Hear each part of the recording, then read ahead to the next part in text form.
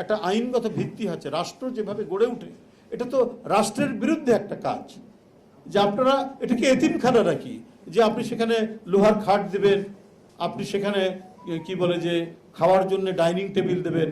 তো এই জিনিসগুলো কিন্তু খুব বাজে আলামত বলে আমাদের কাছে। ঢাকা বিশ্ববিদ্যালয়ে টেবিল এবং যখন খাট দেওয়া হয়েছে তখন সেটাকে রুহুল কবির রিজভী বলছে যে দেশ বিরোধী কাজ। এখন এরা যে পানির ফিল্টারটা দিল আপনাদেরকে, এটা কি দেশ বিরোধী কোনো কাজ কিনা? চাঁদাবাজি করা ছাত্রদেরকে গণরুমে নিয়ে যাওয়া, তাইলে মনে হয় রাষ্ট্রের জন্য উপকারী কাজ হইতো। রাষ্ট্রদ্রোহী দিয়ে কথাবার্তা, এই টাইপের কথাবার্তা বললে আসলে বলা যায়, আসলে তারা তো আগের ফ্রেমিং এর রাজনীতি করে। এই ফ্রেমিং এর রাজনীতি জেন জি নামক আমরা যে প্রজন্মটা চিনি, এই প্রজন্মটা এই রাজনীতিতে আর বিশ্বাস করে না। তারা অনেক বেশি অ্যাডভান্স, তারা বুঝে নাই। তাদের উচিত ফ্রেমিংটা বদলানো।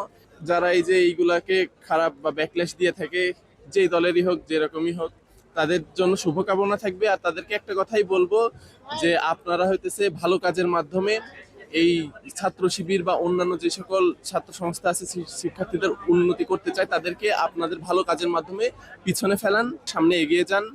স্টুডেন্টরা অবশ্যই আপনাদের সাথে থাকবে এবং আপনারা বিজয়ী হবেন।